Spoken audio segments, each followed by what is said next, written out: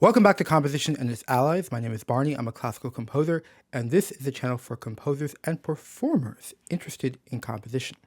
In today's episode of Orchestration for Beginners, I'm going to show you something that we've touched upon a little bit in some of the recent episodes, but we haven't gone into full detail, and it's something that I consider to be the heart of really good and original orchestration, and it's called the orchestration of intervals. Let's begin. So at the beginning of last semester, I released a short. Also notice that the oboes have a perfect fourth, which is a distinct interval, as well as the violin one, as well as the viola. So there's a clear intention to, and in this short was the first time I introduced the concept of orchestration of intervals, and clearly I was trying to bring out that fourth. Then more recently, in How to Orchestrate Your Piano Sketches, the full tutorial I did at the end of 2025,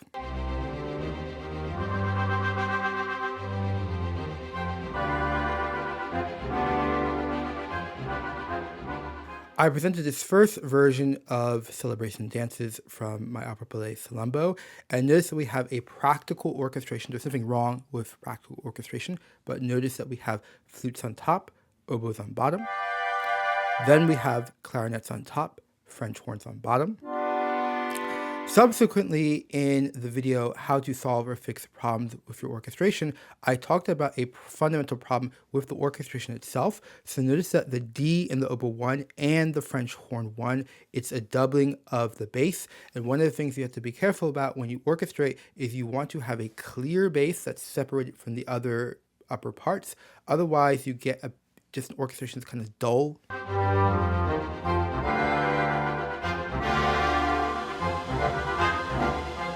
So notice in this revised version, I removed the D from the chord, and there's just a vibrancy in an orchestration immediately.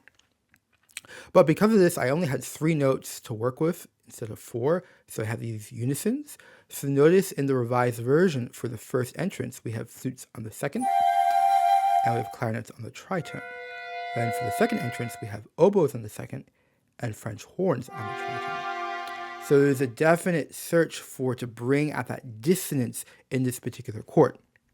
So this is what I mean when I'm talking about the orchestration of intervals. Now I'm going to show you 5 specific cases that you can use in your own music to get an orchestration that's original and very fresh. Let's start by bringing out the fifth.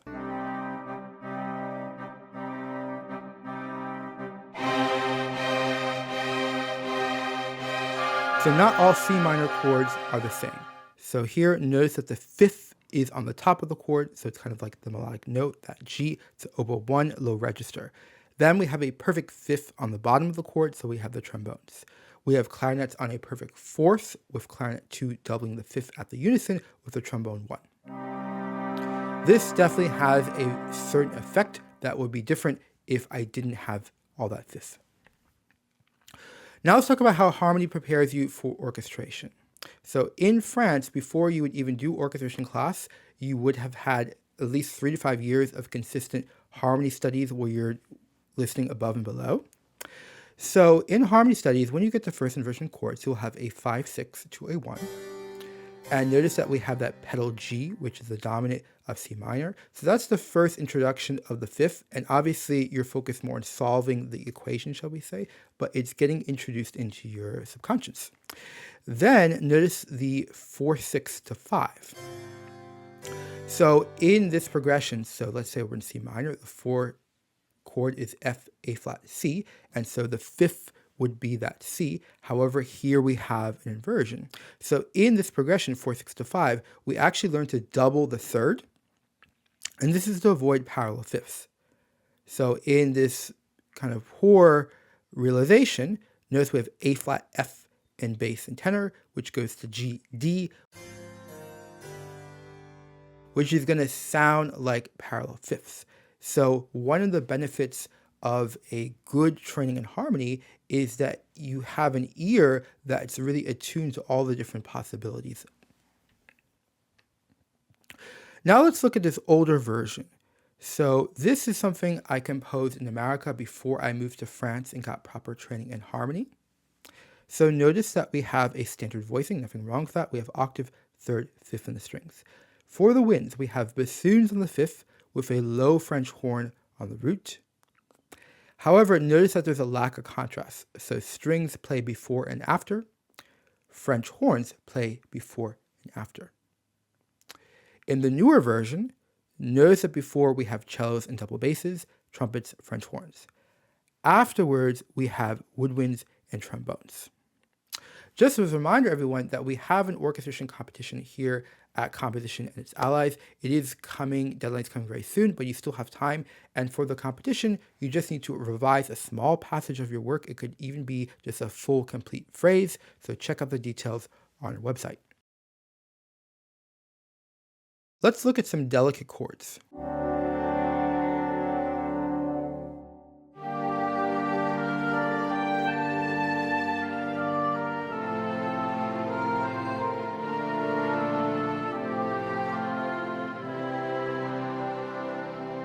In the new version, notice that the orchestration is a bit fragile.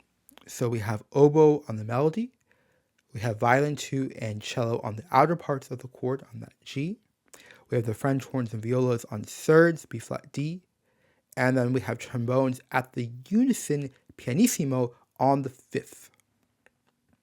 Notice that within the brass, if we combine the oboes, we have that oboe on that G, but within the brass, we're missing the root. So if we hear on piano, notice that there's a thinness in this particular manifestation of the chord. In the strings, notice that we have an intentional gap. We have violin 2 and viola on the top, we have cello on the bottom, and therefore we have a gap of a tenth. So there is a very delicate nature to this orchestration. So if we look at a 2T perspective, piano reduction, we have violin 2, viola, 2 French horns on top, cellos on bottom. Then we have 2 unison trombones, instead of just one, unison trombones, pianissimo, on the fifth, linking these two parts. So this orchestration could sound poor if it doesn't have proper balance, but this is something we see, not comparing myself to Debussy, but if you listen to Debussy's music, there's a lot of sections. If you don't have an excellent conductor, even if the orchestra is good, the magic of Debussy is going to be lost. Let's talk about how harmony prepares you for orchestration. So in harmony studies, eventually you're going to get to ninth chords. And one of the things we learn in ninth chords is to place that dissonance, that ninth, in the highest voice possible, usually. Now, typically there's going to be maximum distances between the upper voices, so the chord doesn't feel empty. But with ninths, sometimes we allow that ninth. Now, notice in this other possibility of piano, it's just like a little more balanced, just more homogeneous sound. But after doing all these exercises and getting good training on the nines and distance placement, notice with the orchestrated version, when the oboe goes so far above everyone else, it creates this feeling of loneliness and tension. Now if we look at the before version, before I got proper training in harmony and orchestration classes, first glance, I'd say it's a similar vision for the orchestration. With the strings, we have cellos in a low register. They're separated from the violas, though there's less of a gap. Double bass is doubling the cello at the unison. My question here is why? It's not offensive, it's not horrible orchestration, but what does it really do here? It's piano. Brass, we have trombone 2 on the D, so we see some consistency here in the hearing, with that perfect fifth in that register. Now, woodwinds, we have 2 bassoons on D, G. We have clarinets on B flat G, and notice we're missing the D from the clarinets. So again, there's like a choice of absence, the thinness intentional in this orchestration, even in this earlier version. Now, one thing I have to say is notice that there's a lot of instruments. We have all the strings, we have half the woodwinds, and the marking is piano. Another more egregious thing I'm noticing is a lack of contrast. So notice that before we have most of the strings, we have a lot of brass, and we have 2 clarinets. After, we have all the strings, we have 1 brass, and most of the woodwinds. In the new version, notice that before we have brass and bassoons. After, we have strings, brass in the middle of the chord, and a solo woodwind. If you're thinking of applying to our orchestration competition, here at Composition as Allies is the first ever here. The deadline is fast approaching, but there is enough time for you to do a small passage of your orchestral work, revise it, and fill out the application. If you win, you'll get feedback on your first orchestral work, much like you're seeing on this channel, which will be broadcast on Composition as Allies on YouTube, as well as on the website. One of the things, if you're wondering what can you work on, why not think about contrast between sections? Let's talk about parallel motion.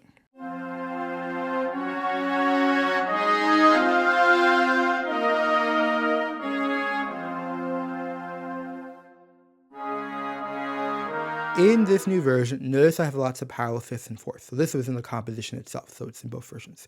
Notice that I have the same instrument for this parallel motion. When you have parallel motion, it's almost required that you place it in the same instrument. Here I split up the pair, so notice I have oboes on top and clarinets on bottom. This is just going to take away that fifth and fourth quality of the music.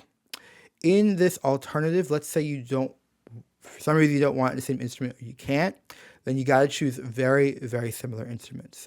So here I have, one of the reasons for that actually is comparable tessituras, because when you have two separate instruments, the balance can differ vastly. So notice I have violas and cellos. And I don't really like the range. It could work. There's something wrong with it. I just don't really like it. Now, violas and violin, too, they work much better for me because they tend to, play the middle voices in general. Now, one of the consequences of splitting a pair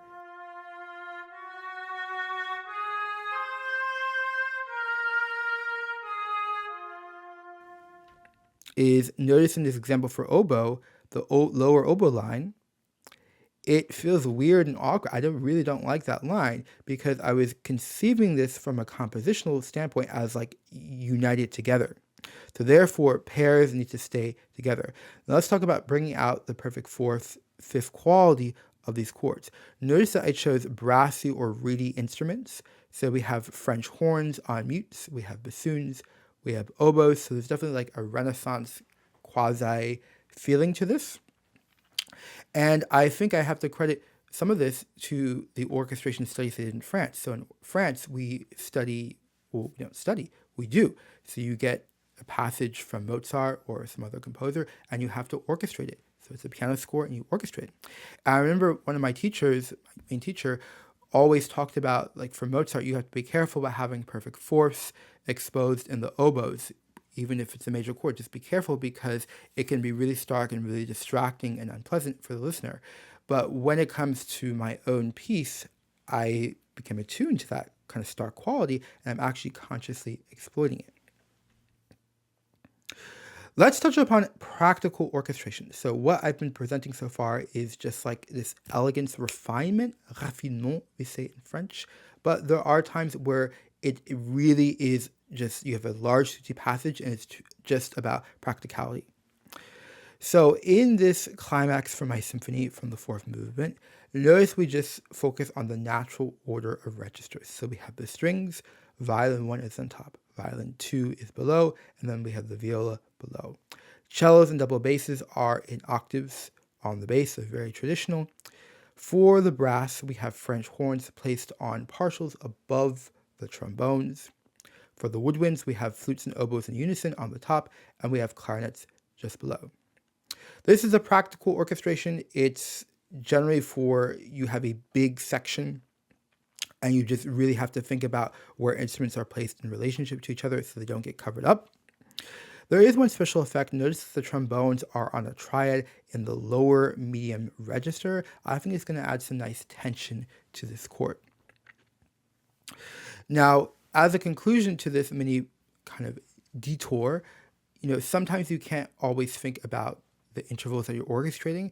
And just as kind of caution, if this is your first time orchestrating and you feel really lost and there's so many other things, you probably won't be able to think at this level. And the most important thing is to finish that piece and to get a performance. So let's get back to parallel motion. So in this before version, before I had proper training in harmony, Notice that we have trombones on mutes, doubling the bassoons, oboes up the octave. This is very similar to the new version. In the new version, we have the French horns on the mutes at the unison with the bassoons. I think both versions work. So again, not everything you do in the past is not good. Okay. In the older versions, I would say the trombones will probably dominate a little bit more, even though they have mutes. In the newer version, the French horns are more used to blending with the woodwinds. They tend to do a natural job of that. So maybe it will be a little bit better. In terms of contrast between sections in this before version, I think it's good. So here's an important point. In your first orchestral work, there may be a lot that is good. Don't just assume, because a lot of the time you feel like you know what you're doing, you feel like, oh, I wish I had more training. Don't assume that everything's bad. There may be a lot that's good. However, it can be useful to get a quick reminder or an outside perspective. And when I look at these two orchestrations, from obviously hindsight is 2020, the biggest issue I see is not even balance of chords or anything like that. The biggest issue I see is over orchestration. I have too many instruments being utilized too much of the time. Now the question is, how do you come to see that? If someone had told me that, would I have really gotten it? Would I have really have seen it? And what I can say is what really, really helped me is harmony studies. So harmony studies in the French style spend many years, several years, just doing these exercises.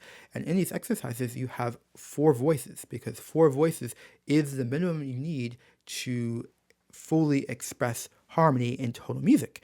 And after being restricted for so long, and you have to make the most and do the best possible with that little, when you go to orchestrate, you don't feel this need to use up all your resources, because you know how to make a lot from very little. So if you're thinking of applying to an orchestration competition, again, the deadline is coming fast, but choose something small if you're not sure, like something that maybe is over orchestrated. You have too many instruments. Now, for this competition, there's a sheet you have to fill out that's designed to get you unstuck. So notice it says locate the problem. You have to isolate exactly what notes measures exactly. Then you have to describe the problem. So notice I limit the space required, so you may have to draft on a separate piece of paper, get your ideas churning, and then put it in the most succinct possible way. One of the problems when we have a problem is that we don't truly know what is the problem. So you have to diagnose, you have to get you to pin it down, and then the solution often reveals itself. Notice here we also have an action plan so that you can get unstuck. Now let's talk about smaller intervals in lower registers.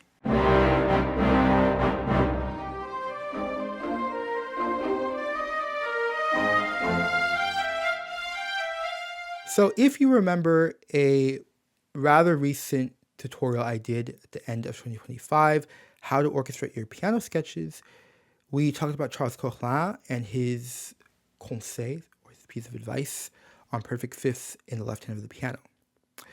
He talked about the fact that this cannot be copie-coller, as we say in French. You can't copy and paste it because it will not sound good for the orchestra. So then we tried orchestrating this ending of a Beethoven piano sonata. And in the first attempt, notice that we have cellos and double basses doing a literal copy and paste. And it doesn't sound good. Then we revised it, and we kind of listened better and sounded better. However, there are times where you may want tighter intervals in lower registers for your orchestration. In this newer version of my symphony, let's look at the strings. We have cellos on a low perfect fourth. Violas on a third in a low register. When it comes to brass, we have trombones on a fourth in a low register. We have 2 trombones on the fifth, which is G. We have French horns on the third in a lower register. And here I actually can include the timpani in the orchestration because it's kind of anchoring us around that C. I think it does have a profound effect on the orchestration. Notice with the tutti orchestration, with this piano reduction, it's just a dark, low orchestration. So how does harmony prepare you for orchestration? In harmony exercises, we start with reposition chords. So we have a bass exercise. and I had to find a soprano. First, I tried a low soprano. Then I tried a high soprano. And then I had to fill in the middle voices. So first, with the low soprano, I have tighter spacing with the upper voices. Then I tried this low soprano with wider spacing. And then I tried the higher soprano, and only one spacing was possible because there's limits on the distances between the upper three voices. And notice it's a very stretched spacing.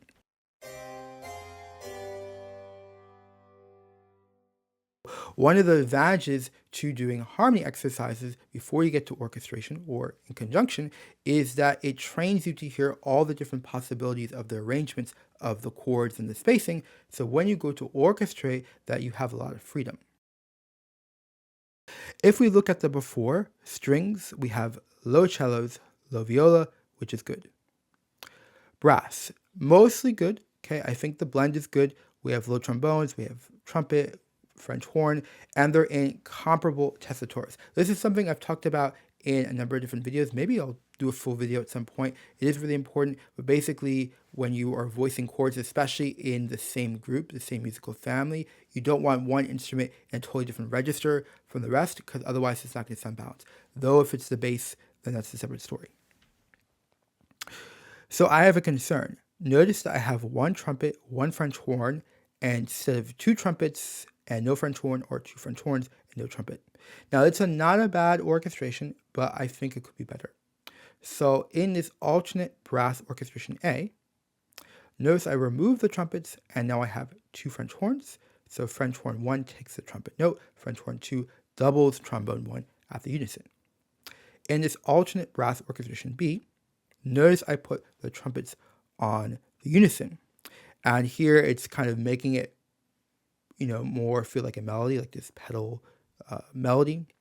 Though it may not be what you want, and there could be intonation issues because the trumpet in that low register does get a really, really sour tone. In this alternate brass orchestration C, notice I have one trumpet, at the top of the chord, so that's the fifth of the chord. Then we have two French horns below the trumpet, so they're on the third and the root. So we have a complete chord in the upper part of the brass. I have two trombones at the unison, and I really, really like this orchestration. I think it's going to be quite elegant. And then I have tuba on the lowest note. But this is just for this channel. In regards to the woodwinds, notice I have two bassoons on a third in their lowest possible register, so a C and E flat. This is just not going to sound good. Okay, it truly, this is not an opinion, it will not sound good. Now, if you're doing an opera or something dramatic, or you want to convey something, some kind of story, then it can work well for a specific effect, but just on its own, it is quite laborious for the ear. And this comes directly, remember, from Charles Coquelin, where he talks about, the left hand of the piano, be careful when you're orchestrating that. Now, I would say I have two different orchestrations between the newer version and the older version. Notice with the older version, with these possible, alternate versions, notice I tried to preserve the essence of the orchestration. So notice that C, E flat appears to be the anchor point for all of these kind of revisions, versus in the new version, the G, C is the anchor point. So this is what I refer to as a simple revision versus structural revision. So when you're revising, you have to be cognizant of what level you're revising at, what can be touched and what cannot be touched.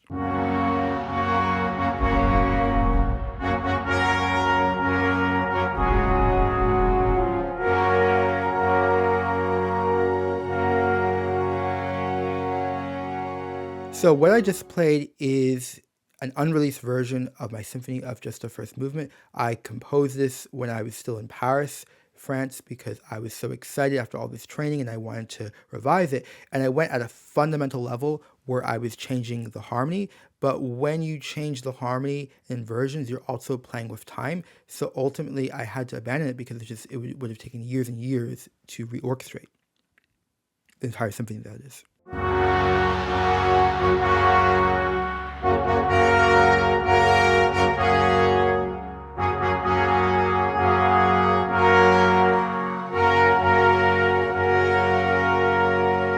In this version, which is the version I now have released, I did not change the harmony, so I didn't change the chords, I didn't change the inversions, and I just reorchestrated as it was, really taking away a lot of this excessive orchestration. So sometimes when you're revising your works, you really just have to accept a certain level it's at and be consistent at that level.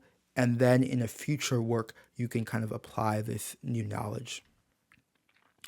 So if you're thinking of applying to this orchestration competition, again, the deadline's coming really soon, but just choose something really small but powerful that you want to change. Maybe you're over orchestrated, maybe you have too many instruments, but make sure you submit it before the deadline. Now let's talk about what I call sublime orchestration.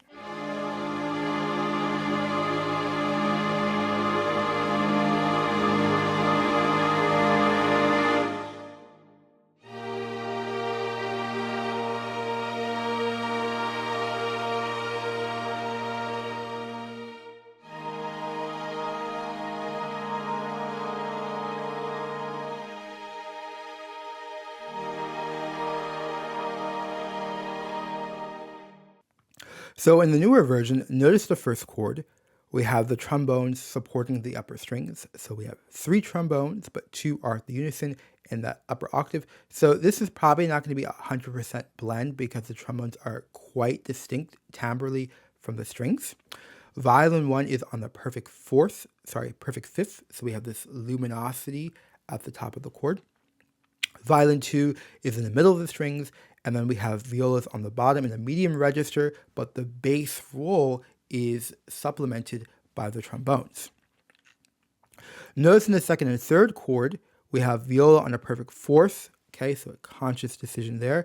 We have violin 2 on a second, so that crunch. We have the violin 1 on a fourth.